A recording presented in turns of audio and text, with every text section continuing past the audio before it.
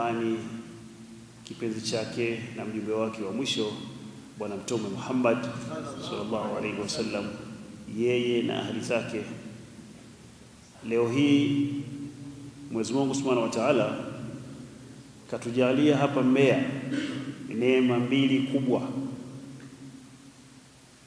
Neema moja ikiwa ni ujio wa mwanazuoni na mlinganiaji dini mkubwa Sheikh Kombo Alifundi kutoka Iringa.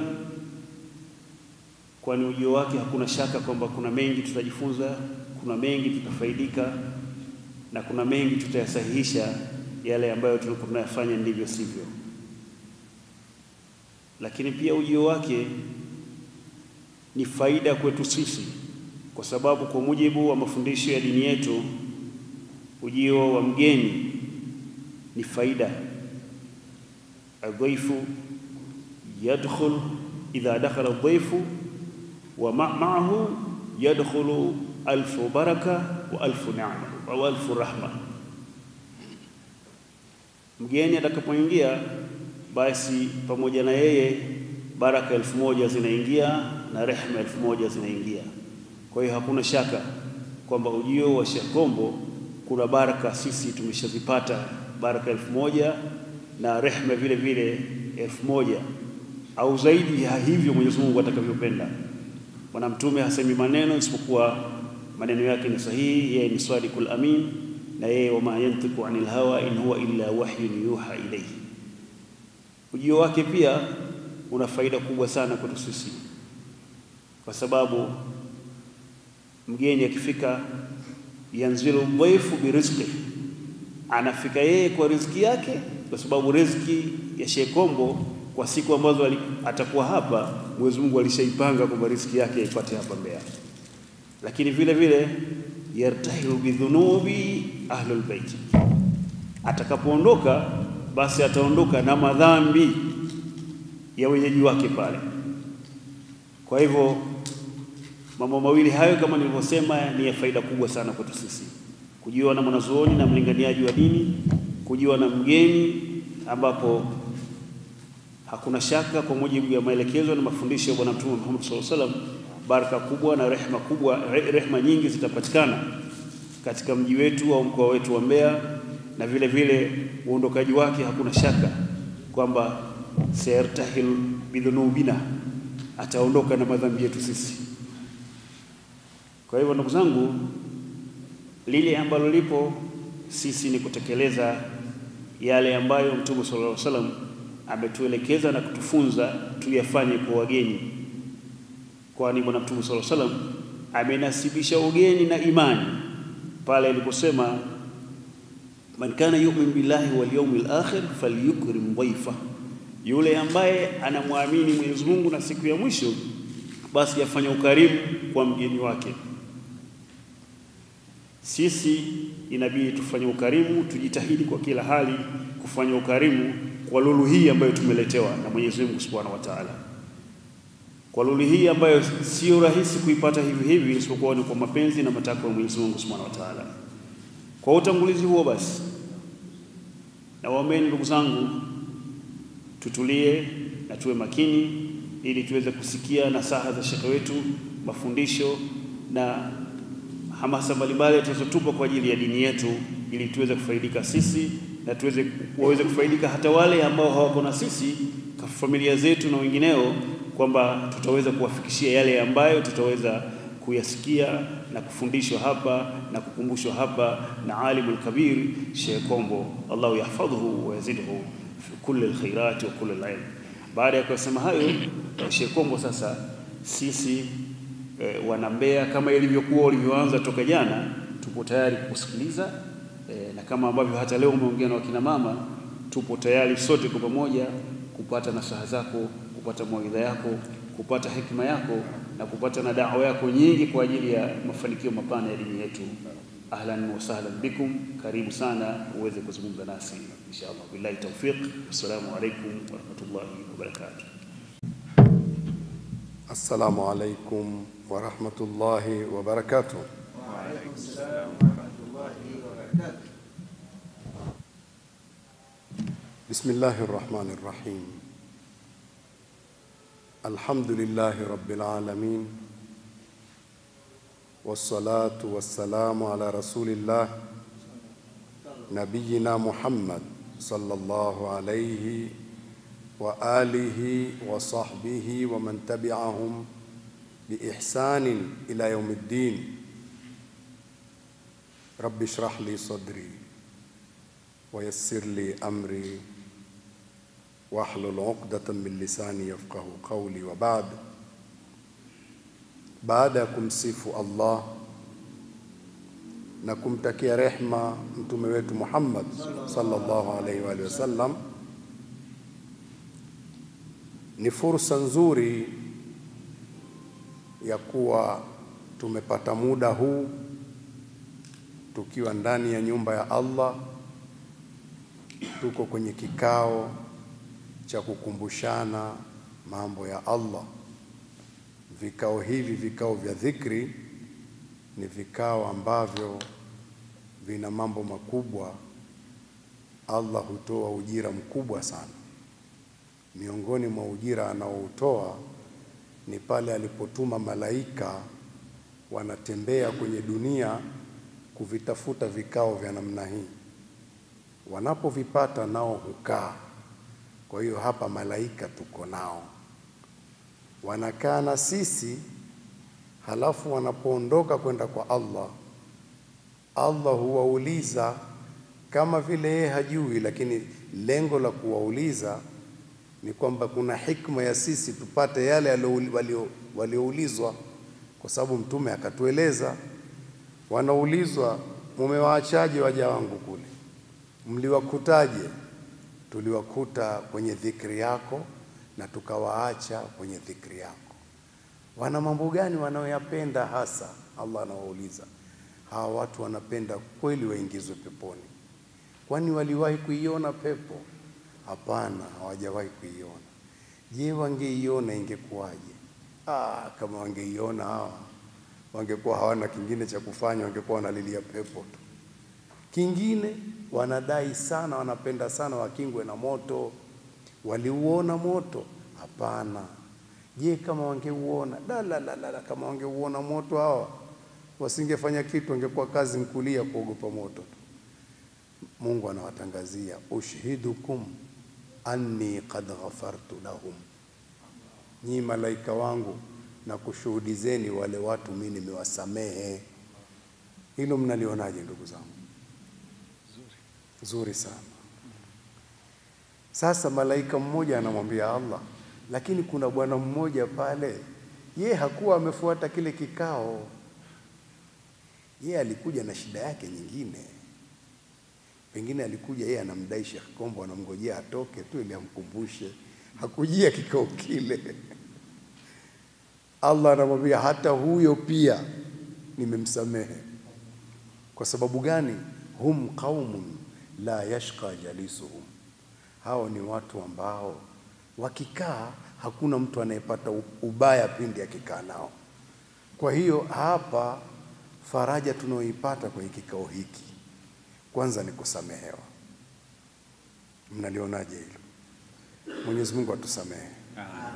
Maana yake ni kwamba kikao hiki hatujapoteza kitu. Ile dhati ya kuja kukaa hapa tu, tunatangaziwa msamaha na Allah.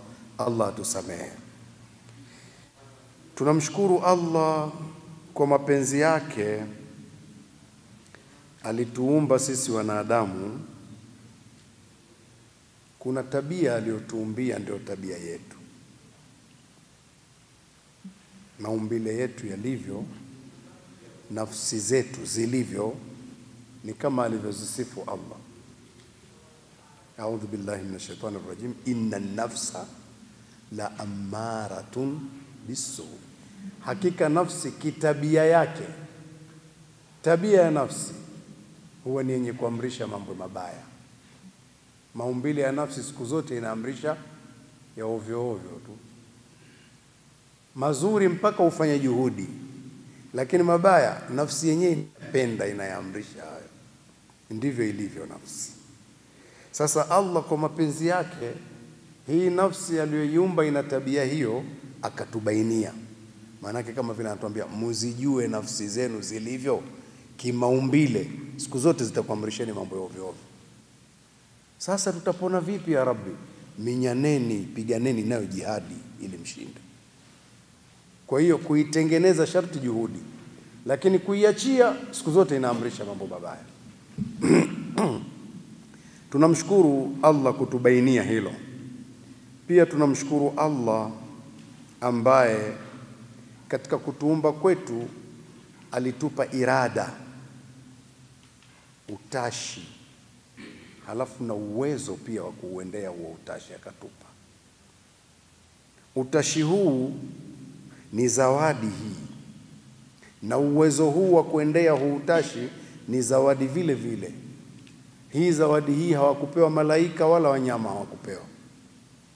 Hawana malaika kitu hicho, hata wanyama pia hawana kitu hicho. Malaika walivyoumbwa, umbile lao ni vile vile, hawana kitu kingine kinachoingia kwenye akili zao. Alichoumbiwa ni hicho hicho tu, na mnyama mtindo alioumbiwa naye ni hivyo hivyo. Sisi tofauti, si tumeumbwa tukapewa zawadi hii ya utashi na namna ya kuuendea.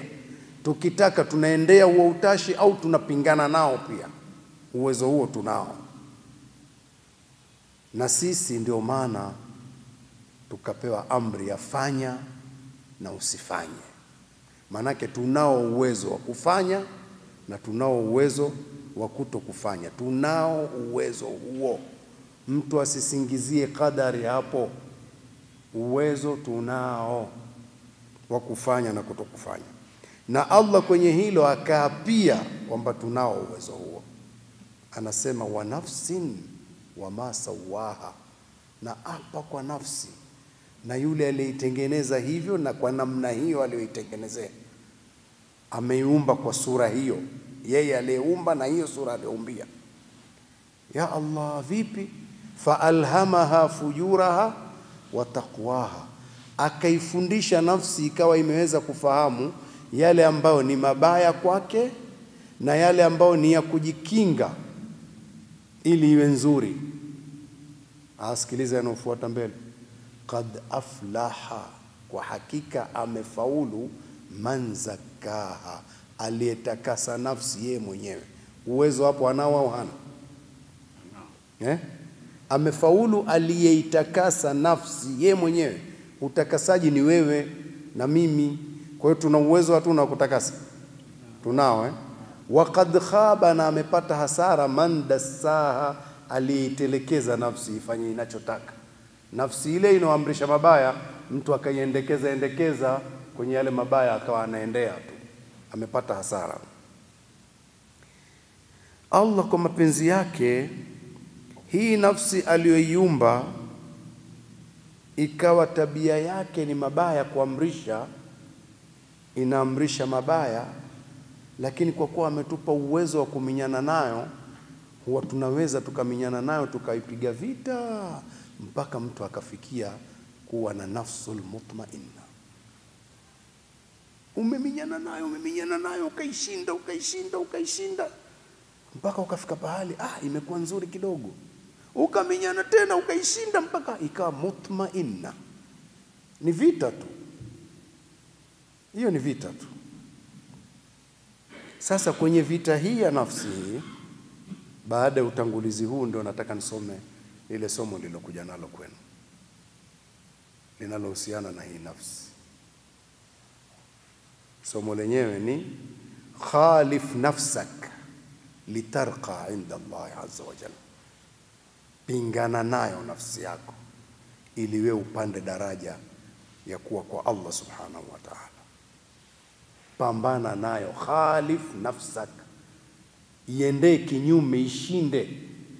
Nafsi inataka hivi, wewe pingana nayo iende hivi. Wewe uende hivi, usikubalie vile, shindana nayo. Khalif nafsi, na nafsi zetu yale ambayo inapenda, ili wewe uende kinyume nayo ili ufaidike.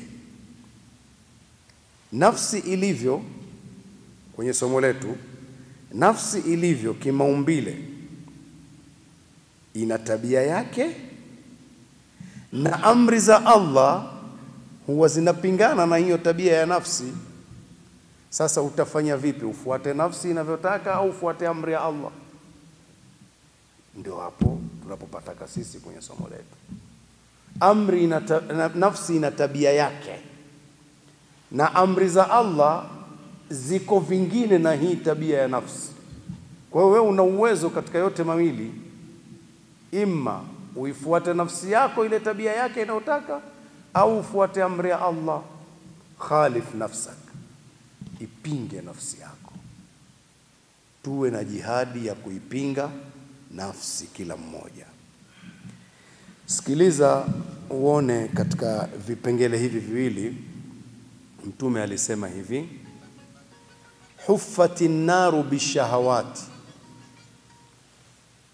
pepo ilivyotengenezwa imezungukwa, sio pepo, annaru, huffati naru, moto umezungukwa na ashahawati, matamanio. Moto ulivyozungukwa, umezungukwa na vitu ambavyo nafsi ilivyoumbwa inavipenda hivyo vitu.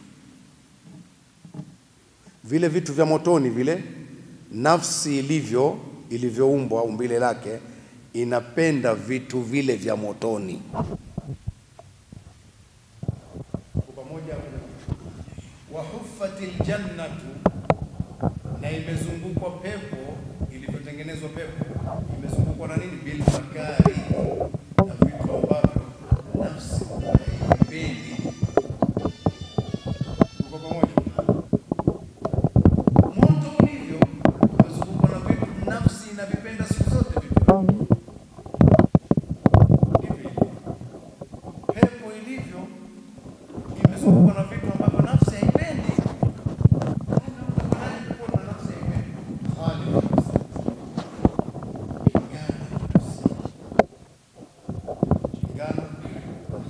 Chunguza, wala kuhitaji elimu kubwa hicho.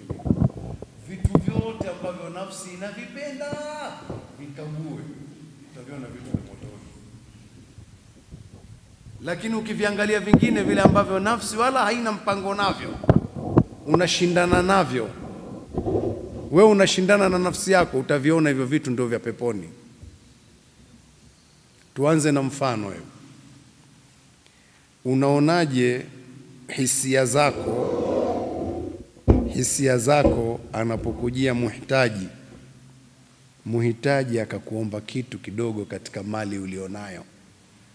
Kwenye shida zake anaomba kitu kwako, unaonaje nafsi yako katika swala ya kutoa hicho kitu? Swala la kutoa mali yako ulionayo kumpa mtu muhitaji, nafsi ikoje? Kila mmoja hapo azungumze na nafsi yake. Ikoje nafsi kwenye kutoa kitu changu, mali yangu, mtu anaihitaji, kule kumpa, nafsi ikoje kwenye hilo? Inachekelea? Haichekelei. Kimaumbile nafsi haitaki kutoa hivyo vitu, ndivyo sivyo? Amri ya Allah, je, kwenye kutoa ikoje? Inahimiza amri ya Allah au inasema usitoe? Unaona kazi? Nafsi haitaki, inataka usitoe, lakini amri ya Allah inakwenda kinyume. Amri ya Allah inasema toa.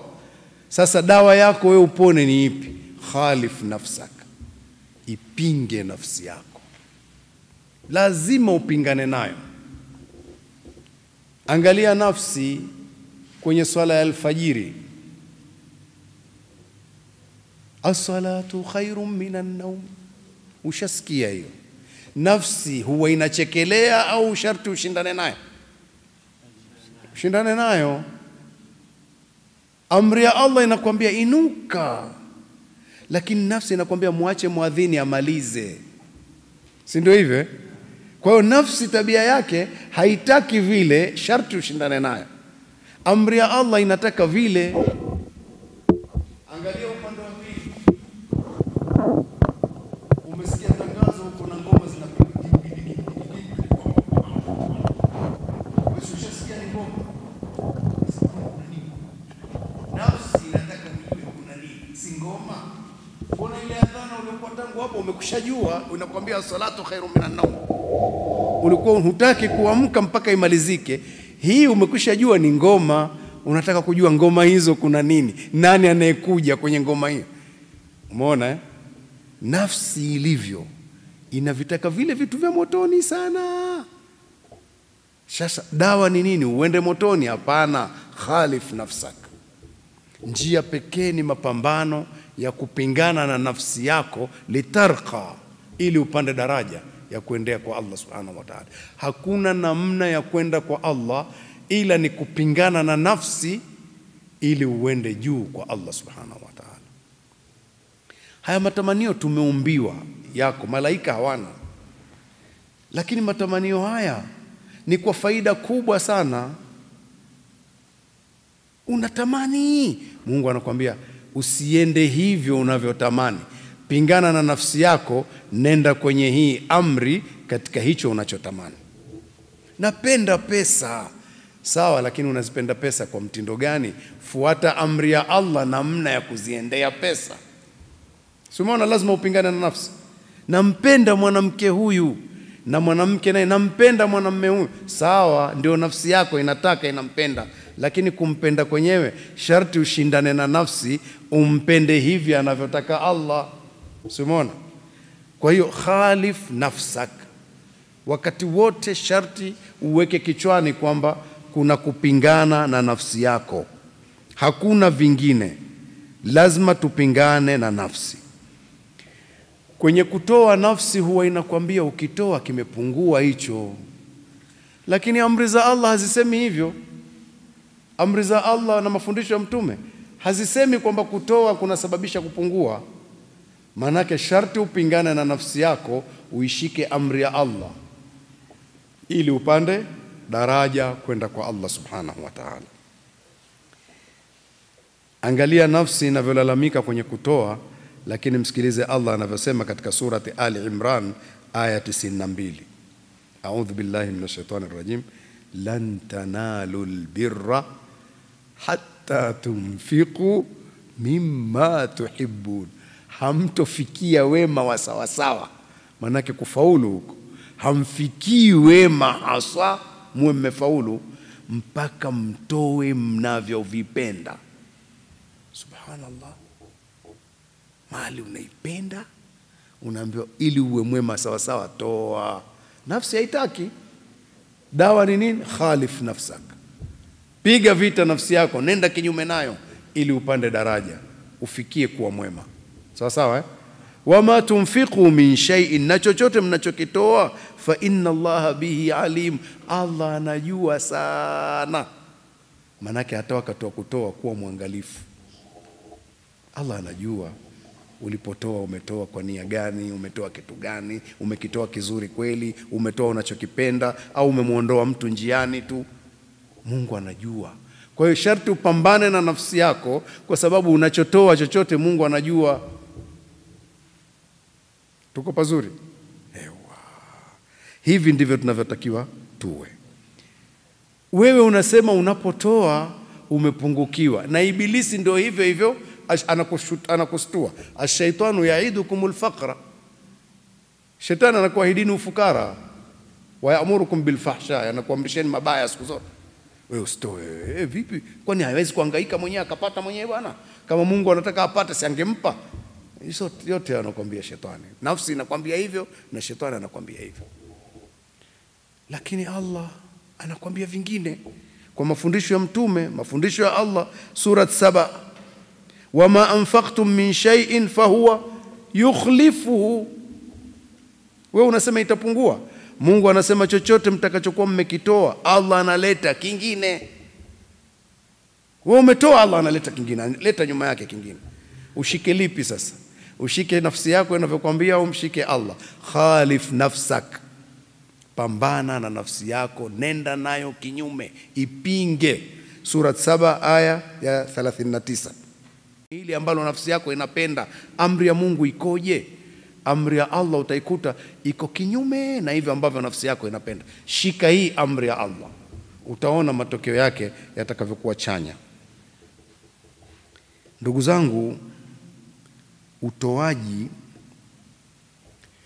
ni jambo kubwa sana, na watu wabaya wale waliokuja kwenye nchi zetu wakatawala, wale kwa tabia zao tu ni watu wana roho mbaya sana wale, na walipokuja kwenye nchi zetu wakatupatia kwenye ule ukarimu ambao tulikuwa tunao. Tulikuwa tuna sifa za ukarimu sana. Akija mgeni wa karimu sisi, anaomba ardhi, anapewa tu, anajenga. Yeye huko kwao walikotoka mambo hayo hakuna. Anaona Afrika hawa ardhi, anakupa ardhi mtu. Hawana akili hawa. Kumbe ukarimu tu. Ustaarabu na ukarimu. Amekaribishwa nyumbani, amelala, na zikaambatana ustaarabu wetu wa Kiafrika na ukarimu, na ukaambatana na Uislamu, tukazidi kuwa wazuri. Basi wakatuona hatuna akili kabisa. Hawa pigeni tu, nyang'anyeni tu. Basi wakatuletea na fikra zao, mpaka tumezibeba na fikra zao pia. Tumekuwa vile vile kwamba hata kutoa na sisi tumekuwa tunaona kama vile ni kuharibikiwa. Kusaidiana kumekuwa kama ni kuharibikiwa. Mtu ana uoga. Wakati mwingine umemkaribisha chakula, anaogopa kula. Anaona yeye hawezi kufanya hivyo. Kwa hiyo na yeye hata kula anaogopa. Anaona hata nikaribisha vipi, yani bure tu. Anasema mimi simo kwenye bajeti yako leo bwana. Kwani mimi nilikwambia uje kula bajeti yako? Mimi nimekukaribisha cha kwangu mimi. Anaogopa. Ni mila za watu wengine zile, sio zetu. Zetu sisi kiasili kwanza Kiafrika zilikuwa zina ukarimu, na Uislamu ndio uliokuja kutufundisha mazuri zaidi ya ule ukarimu ukazidi. Sasa wanakuja watu wanatutoa kwenye fikra hizo. Msikubali fikra hizo. Khalif nafsak, pingana na nafsi yako, uangalie amri ya Mungu inakwendaje kwa hiyo nafsi yako. Tarqa inda Allah, utapanda daraja wewe kuelekea kwa Allah subhanahu wa ta'ala. Utakuwa na nafasi nzuri sana mbele za Allah subhanahu wa ta'ala. Na imethibiti kitaalamu, mtu akiwa na moyo wa kutoa, ikiwa ni kwa huduma ya mtu mmoja au kwa huduma za jamii, anaanza kuwa na moyo uliotulia yeye kabla ya yule mwenye shida kutulia moyo. Kwa mfano, mtu amekujia na shida, nafsi yake si ilikuwa imefadhaika, si ndio? Wewe uliyemsaidia unafarijika, wewe unapata faraja, unafarajika kabla ya yeye kumshinda yeye faraja aliyoipata. Kabisa unapata faraja, umeishinda nafsi ukaweza kusaidia. Kuna faraja anayoileta Allah subhanahu wa ta'ala kwako. Wataalamu wamethibitisha hivyo. Kuna watu kadhaa ambao wengine hata hawakuwa Waislamu kamwe, wakaonekana katika ugonjwa wao walipo, mbona wako baridi sana, sio wababaikaji. Lakini kuna mtu mwingine anakuja ugonjwa mdogo, lakini anafadhaika, matusi mengi, nini na nini. Wakawapima kuna vitu gani. Maswali sasa, anakuja madaktari wa akili, wanauliza maswali, anakuta huyu aliyekuwa moyo wake uko baridi ana tabia ya kutoa huduma tu kwa watu. Na Mungu alivyo, mtoaji wa huduma sio lazima awe ni Muislamu, atampa ile faraja kwenye moyo wake kwa kule kutoa ile huduma.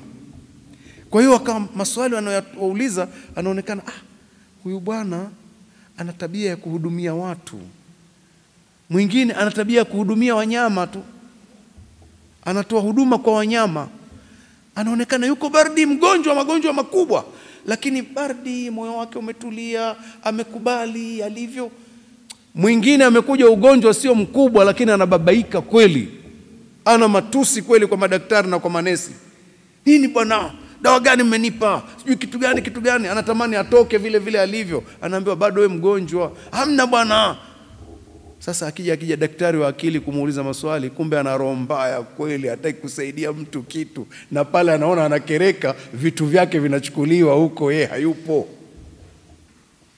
Kwa hiyo tabia ya kutoa ni tabia kwanza ya kumfanya mtu awe mtulivu. Ni Mungu anayemfanya kuwa hivyo. Kwa hiyo kutoa kwenye mtu mmoja kusaidia, au hata huduma za jamii hizi, zinapoza mioyo yetu, inakaa vizuri. Kwa tushindane na nafsi yetu inaopenda kung'ang'ania. Umsikilize Allah anayekwambia toa huduma. Tuko vizuri? Nafsi inapenda kung'ang'ania, ubakhili, uchoyo. Allah anakuambia uchoyo sio mzuri, toa. Ukitoa utafarajika wewe. Hayo yatatusaidia sana. Angalia mafundisho ya Allah yanasema hivi katika Qur'ani kwenye surat Ali Imran, alladhina yunfiquna amwalahum fi sabilillah, wale wanaotoa mali yao katika kuendesha njia ya Allah, katika njia ya Allah, thumma la yutbi'una ma anfaqu mannan wala adha, wakawa hawakufuatishia kero wala udhia, maudhi kwenye kitu walichokitoa. Angalia Allah anasemaje, lahum ajruhum inda rabbihim, wakiwa ni waumini watakuwa na malipo yao mbele ya Bwana wao. Kwanza hilo, si wametangaza imani, kuna malipo kule. Na hapa duniani, wala khawfun alaihim, hawana woga kabisa, wako baridi. Wala hum yahzanun, na watu hawatopata huzuni pia siku ile ya huzuni kubwa wakifika pale. Ikiwa kuna imani yuko hivyo. Kama mtu alikuwa hana hata imani, hii la khawfun alaihim, hapa duniani nao wataipata hivyo hivyo. Faraja hii Mwenyezi Mungu anampa kila mtu. Kwa kule kutoa kwake hana wasiwasi. Unamuona mtu anatoa mpaka anakuambia nimeweka wakfu hii kwa vijana mayatima, kwa vijana. Nini? Hana wasiwasi, yuko vizuri tu. Anakuambia mimi nitamaliza, kwani mali yote mimi siwezi kumaliza. Hata watoto wangu hawezi kumaliza. Kitendo kile kimemfanya ana faraja kweli kwenye moyo. Ndio hivi tutakavyokuwa tukiwa tunatoa huduma. Tuwe makini sana kwenye vitu tunavyomiliki. Nafsi zetu zinapenda sana kumiliki, lakini Allah anakuambia hapana. Hii dunia haitaki hivyo. Hii dunia inataka msaidiane, mshirikiane. Na mkishirikiana kwa ajili ya Allah, basi matunda mtayapata hapa na mtayapata akhera. Hilo linatakiwa likae vichwani mwetu. Mtume sallallahu alaihi wa sallam katika riwaya anayosimulia Abu Huraira radhiyallahu anhu, imepokewa na Imam Bukhari na Imam Muslim rahmatullah alayhima, anasema Allah tabaraka wa taala katika hadithi al-Qudsi, ya ibna Adam, e mwanadamu, anfiq, toa huduma, hudumia, unfiq alaika, nitahudumia juu yako. Yani kama vile nitakuhudumia, lakini ina maana kubwa zaidi, kama nitasimamia mambo yako. Si una mambo yanahitaji nayo yatolewe, kuna vitu vinatolewa, sio? Vinahudumiwa. Mimi nitasimamia huduma zako. Wewe toa huduma, mimi nasimamia huduma zako. Haya, hebu angalia hiyo hali. Na Mungu kweli anafanya hivyo. Tusiogope kusimamia mambo ya umma na mambo ya mtu mmoja mmoja anapokujia mwenyewe binafsi. Usiogope. Toa huduma, Mungu atasimamia huduma zako. Niwape kisa cha Mungu anavyosimamia huduma. Kisa kiko katika suratul Kahfi. Kuna mja mwema ambaye Khidri na Nabii Musa walilazimika kujenga ukuta. Ukuta ule walioujenga walikuwa wanajengea nini? Wanamjengea nani? Wanajengea watoto. Wa ammal jidaru fakana lighulamaini yatimaini fil madina. Ule ukuta ulikuwa ni wa vijana wawili mayatima katika ule mji. Wamekuja watu, Mungu amewaleta watu watoe huduma ya vijana mayatima. Kwa nini? Wakana abuhuma saliha, alikuwa baba yao mja mwema. Mja mwema anayetoa huduma za jamii huku, Mungu amekuja kusimamia watoto wake. Wamekuja watu kujenga ukuta ili nini? Mali yao iliyoko chini ya ardhi pale, alama ni ule ukuta, ukianguka hawatoipata wakiwa wakubwa. Mungu akataka kwa watoto wale wafikie ukubwa wao, wayastakhrija kanzahuma, ili waweze kutoa hazina yao kwenye shimo lile lililokuwa limefukiwa. Si umeona Mungu anavyofanya? Toa huduma, Mungu atasimamia mambo yako. Wala usiwe na woga. Umeweka bima yani kwa Mwenyezi Mungu Subhanahu wa Ta'ala. Na tunayo mambo mengi yanayohitaji huduma za jamii. Na wala pengine tukishirikiana wala haziwezi kuwa mzigo kwa mtu. Kinachotakiwa kikubwa, as-sidqu wal amana was-sabru. sifa za manabii. Wal haya, ziko nyingi lakini hizi 4 napenda kuzisema sana hivi: as-sidqu wal amana was-sabru wal haya. Kuwa na ukweli kwenye mambo, kuwa na uaminifu tunapokabidhiwa amana, kuwa na subra katika kuyaendea mambo ili tufikie matunda mazuri, tuwe na haya, tuwe na aibu, tusiwe wababaishaji, tuwe na aibu kwa Mwenyezi Mungu na kwenye umma. Tukiwa hivyo, wala mizigo haiwezi kuwa mikubwa, na zile amana zitakazotolewa zikiingia mikononi kwa watu waaminifu wa kweli, mtakuja kuona matunda yanapatikana. Kwa hiyo tusiwe na woga wa kuchangia mambo yetu kwenye mambo ya kheri ya mtu mmoja mmoja na ya kijamii kabisa. Tukifanya hivyo tumefanikiwa. Tuwe na tabia ya kupingana na nafsi. Nafsi haipendi kutoa, lakini Allah anapenda tutoe, si ndio hivyo?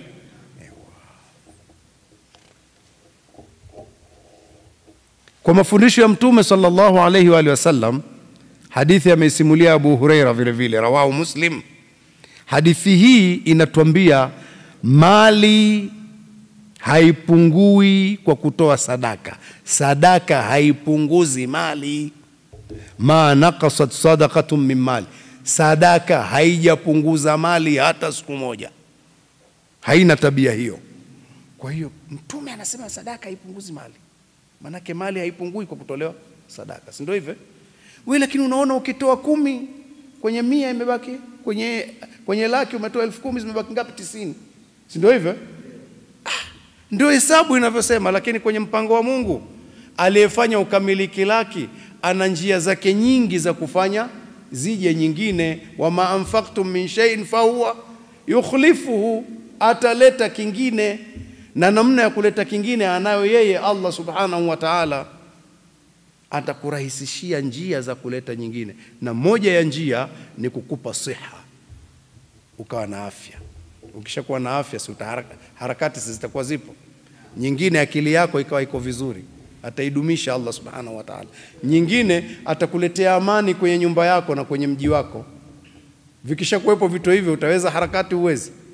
Lakini kama utaki kutoa, akakuondolea hivyo vitu, hata vile ulivyo navyo utataka uvitoe ukatibiwe. Nimeeleweka hapo? Yaani umerundika mali zako nyingi, utaki kutoa, anakuletea kiugonjwa kidogo tu akikusumbua akili, utazitoa zote utibiwe. Kwa hiyo msimamizi ni Allah subhanahu wa ta'ala. Tutoe sana kwa ajili ya Allah. Allah subhanahu wa ta'ala analeta malaika kila asubuhi. Hadithi amesimulia Abu Huraira radhiyallahu anhu, muttafaqun alayhi. Ma min yaumin, Mtume anasema ma min yaumin, hakuna siku yoyote, yusbihu alibadu fihi, ambayo watu wataamka kwenye siku hiyo, illa wa malakani yanzilan, ila kuna malaika wawili huwa wanashuka, wametumwa na Allah kwa kazi maalum ya kuangalia watoaji na wanaokuwa hawataki kutoa.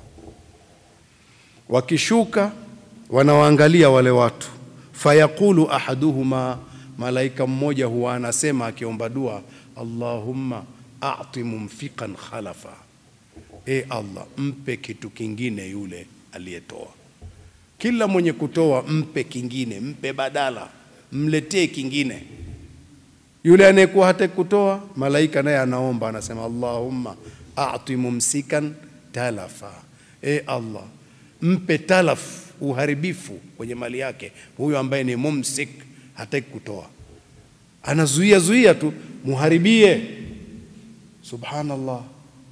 Kwa hiyo tuminyane na nafsi zetu twende nazo kinyume, tupingane nazo ili tutekeleze zile amri za Allah subhanahu wa ta'ala.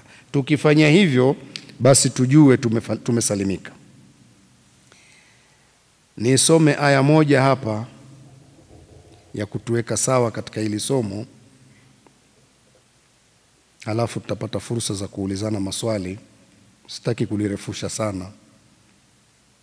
Allah subhanahu wa ta'ala anasema katika surah al-Baqara aya 267, ya ayyuhalladhina amanu enyi mlioamini, anfiqu min tayyibati ma kasabtum, toweni vitu vizuri katika vile mlivyochuma.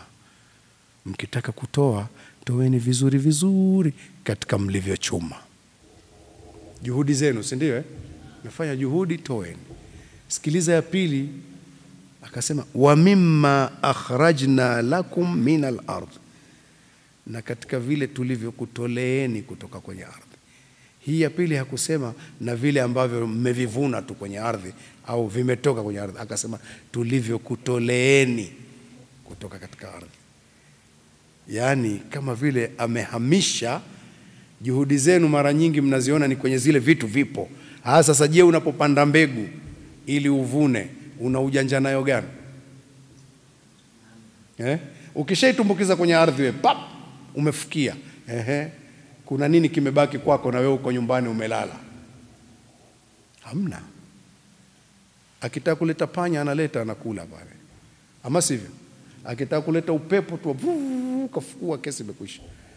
Kina ngedere wale wanaweza wakaja wakafukua wakazila zote zile, lakini Mungu akaziacha, halafu akaleta upepo mzuri, akaleta mvua nzuri, mpaka vikaota, vikapata jua zuri, mpaka ukafikia ukavuna. Amekukumbusha hilo, tulivyokutoleeni katika ardhi pia toeni vilivyo vizuri. Hii sababu ya kuvifanya vikapanda ni sisi. Sasa ametukumbusha kwenye hili, lakini hata hivi tunavyochuma wenyewe pia huko duniani juu, kuchuma kwetu pia, aliyetupa siha za kuweza kuchuma ni yeye. Aliyetupa akili za kuweza kuchuma ni yeye. Mikono yako ikawa inafanya kazi vizuri ni yeye. Akishughulisha hii mikono hii, basi kesi imekwisha. Lakini akaiachia uweze kuchuma hapa na pale, basi toeni vilivyo vizuri. Allah, turudi kwa Allah jamani, tupingane na nafsi zetu. Haya mambo yetu yanahitaji juhudi zetu kidogo, na tukifanya juhudi tutawarithisha na watoto wetu wataona. Na ni jana tu nilikuwa nimezungumza somo al-qudwa kabla ad-da'wa. Tuwe kiigizo kizuri kabla ya kulingania. Tukiwa na tabia ya kutoa, watoto wetu wataiga, kama ambavyo na sisi tumeiga kwa wazee wetu. Tulikuwa tunaona wakarimu kwenye kutoa, wazuri sana, tukaona jambo zuri hili, mpaka unamwambia mzee, niombee na mimi dua niweze kama hivi. Nitakupa kisa kimoja. Siku moja nimekaa na mzee, Allah yarhamu, nimekwenda kumsalimia, akaniambia, umeona leo, siku ya leo hivi similiki zaidi ya hii, ni 20,000 kama sikosei. Akanionyesha, sina kitu zaidi ya hii. Nikamwambia basi ngoja nikuongeze. Nataka kueleza tu mipango ya Mungu inavyozunguka. Hakutaka nimuongeze kabisa. Tukakaa, ilikuwa ni karibu na magharibi, tukawa tunazungumza, piga story hizi, ananipeleka huko, akanipa maswali mengi ya kunipandisha daraja na mimi katika imani. Nikafurahi sana lile somo. Katika furaha ile akaja mtu pale akaanza kulalamika, mzee, nina matatizo, nimefikwa na shida hizi. Akaeleza shida mpaka nikawa namwangalia mzee, ameshanionyesha alichokuwa nacho. Alikuwa ameitia kwenye msaafu, mwisho huko kwenye ganda la msaafu hapa, akaitoa ile chap akampa. Yule bwana akamshukuru kweli, akapiga magoti, akamwambia simama, usipige magoti. Bwana, asante sana, akaondoka zake. Alipoondoka akasema, hata ile niliyokuwa nayo pia imechukuliwa. Na alisisitiza hataki mimi nimpe. Atasema magharibi imeshafika, nenda zako kaswali. Alikuwa hawezi tena kwenda msikitini siku hizo. Nenda, na yeye anaingia zake ndani ya swali. Nikaenda zangu msikiti wa Vyomboni nikaswali. Narudi baada al-maghrib. Kumbe ananingoja kwa hamu. Nimekuja baada al-maghribi ili mimi nimuage niende zangu nyumbani kwangu. Njoo. Akanionyesha na kibunda cha hela namna hii. Kasoka huko. Amekuja mzee akanipa. Akasema kweli Mungu anafanya mambo yake. Nikamwambia mzee, niombee na mimi dua, na mimi niweze kufanya hivi. Akaniambia nitakuombea, lakini ujue shetani hakuachii. Ujue shetani hakuachii. Kila ukitaka kutoa anakuambia watoto wetu na sisi watatuiga, watafanya. Dini inakwenda mbele hivi hivi kwa kupingana na nafsi zetu. Khalif nafsak, nenda kinyume na nafsi yako, ipinge ili tupande daraja kabisa kabisa, hakuna vingine. Katika aya hii niliyokuwa naisoma, Mungu akasisitiza akasema, baada ya kusema toeni vitu vizuri katika mlivyochuma na vile tulivyokutoleeni katika ardhi, wala tayammamul khabitha minhu, wala msiangalie mkaangalia vile vibaya baya, minhu tumfikun, katika hivyo vitu vyenu mkaangalia kibaya, ndio katika hicho ndio mnachukua mnatoa. Msitoe kile ambacho wewe unaona kwa vile sikipendi tena. Lakini natoa angalizo pia. Kuna wakati inawezekana nguo wewe haikutoshi tena. Sawa? Sio kwa sababu tumeambiwa tutoe zile nzuri tunazopenda, hii haikutoshi, kwa hivyo kwa haikutoshi si huipendi. Usiseme mmeambiwa natakiwa kutoa ninayoipenda, kwa hiyo hii mimi siitoi, bora niichome moto. Inaweza ikapata mtu akaihitaji vile vile, mpe. Lakini toa na vizuri, si ndio hivyo? Vizuri mnavyovipenda tutoe hivyo. Msichague vile ambavyo tangu hapo mvipendi, mmeviona vibaya baya, tumfikuna mkao mnatoa hivyo, walastum biakhidhihi, vitu ambavyo nyinyi msingeweza kupokea, illa antughmidhu fihi, ila mkipokea hata kutizama amtizame. Yani kuna kitu ukipewa umekitolea macho kwa kukipenda, si ndio mwenye kupokea. Lakini kuna kingine umepewa, basi umepokea tu kwa sababu umepewa, hata hupati ile kufunua macho kukiangalia, hata kukitizama, unapokea tu kwa vile umepewa. Msitoe vitu vya namna hivyo ambavyo hata macho kama mngekuwa mmepewa nyinyi hamfungulii macho. Msifanye hivyo. Wa'lamu, na mjue, anna Allaha ghaniyun hamid, Allah ni tajiri sana na anastahili sifa sana kukufanya wewe ukawa na uwezo, sio kama hawezi kumfanya mwingine akawa na uwezo. Kwa hiyo toeni vizuri, tuwe na tabia ya kutoa. Halafu ikaendelea, ash-shaytanu ya'idukumul faqra, shetani huwa ana tabia ya kukuahidini ufukara na kutisheni kwa huo ufukara, kwamba ukitoa kitapungua. Wa ya'murukum bil fahsha'i, na anakuamrisheni mabaya siku zote, machafu chafu tu. Wallahu ya'idukum maghfiratan minhu wa fadla, na Allah anakuahidini msamaha na nyongeza. Yeye anakuahidini kukusameheni kwa kupenda kutoa, na anakuahidini nitakuongezeeni mkitoa. Wallahu wasi'un, na Allah ni mkunjufu mkwasi, fadhila zake ni mkunjufu sana, mambo yake ni makubwa mapana. Alim, ni mjuzi wa kuwajua waja wake vizuri.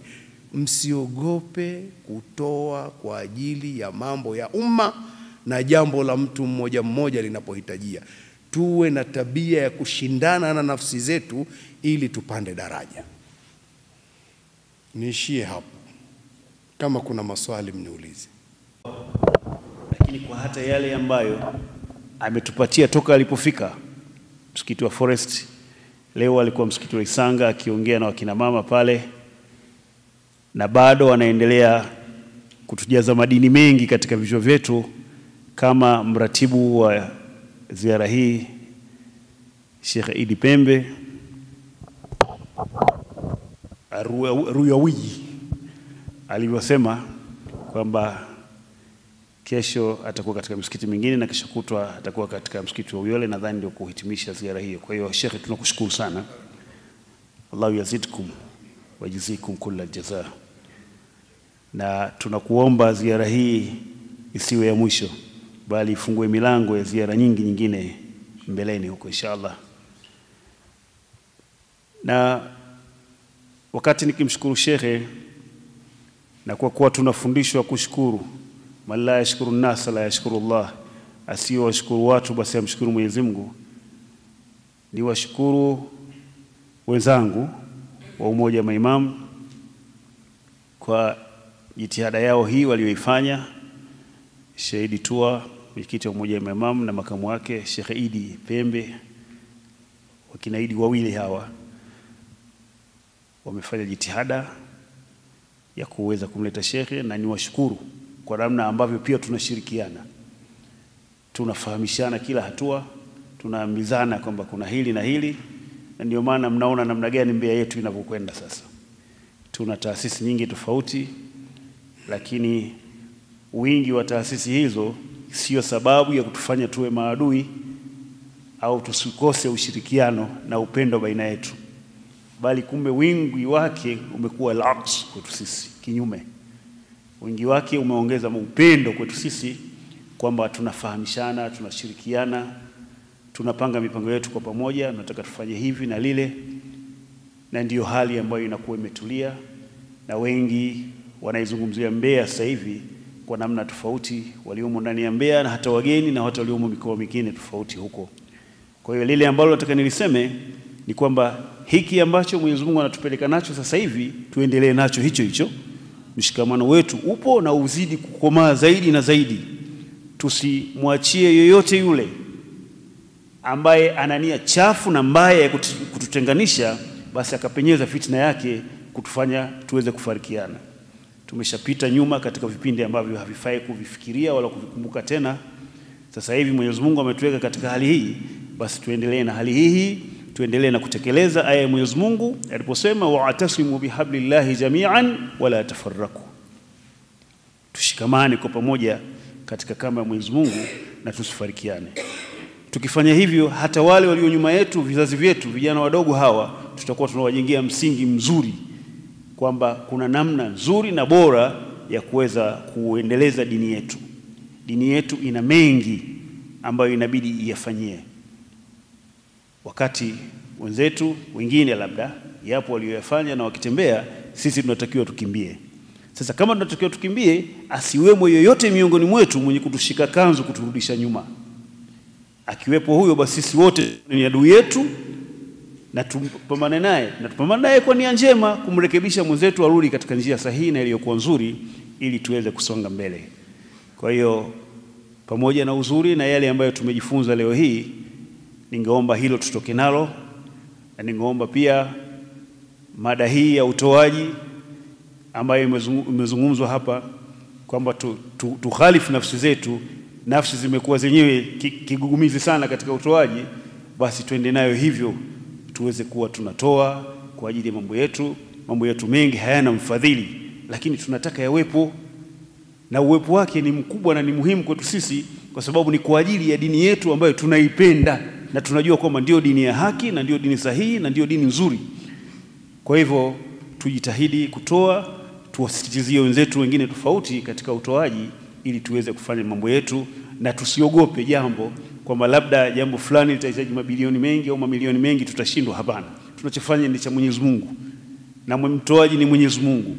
Kwa hivyo tukijitahidi tu, mambo yote yataweza kufanyika.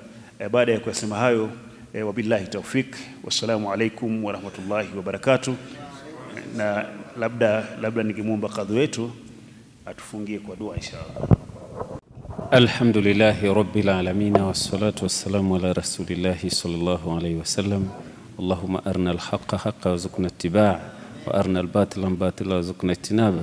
Rabbana ighfir lana wa li ikhwanina alladhina sabaquna bil iman, wa la taj'al fi qulubina ghillan lil ladhina amanu rabbana innaka ra'ufur rahim. Rabbana atina fid dunya hasana wa fil akhirati hasana wa qina adhaban nar. وصلى الله على سيدنا محمد وآله وصحبه وسلم بفضله. سبحان ربك رب العزة عما يصفون، والسلام على المرسلين، والحمد لله رب العالمين.